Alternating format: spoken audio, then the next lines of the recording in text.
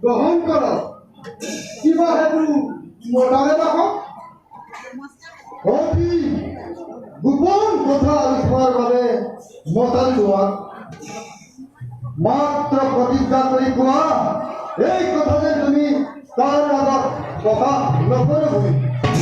প্ৰতিজ্ঞা কৰিছো মহাৰাজ মাত্ৰ কথাটো প্ৰকাশ কৰ তেন্তে শুনা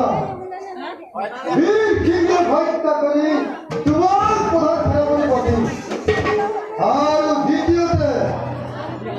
চন্দ্রকেতু বধ করি বিজয়ের হরণ করি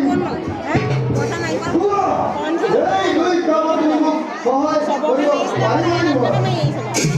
কিমান পাৰি এই দুই কাম দুই পৰা কেনেই কহ সাধু হয়ে আজি জ্বৰ লবে আজি ৰাতিৰ ভিতৰে সকল কাম শেষ কৰিব লাগিব যোৱা আৰ শুনা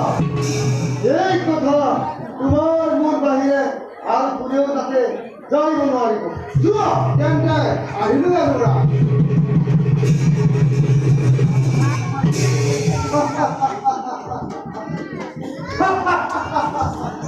বিজয়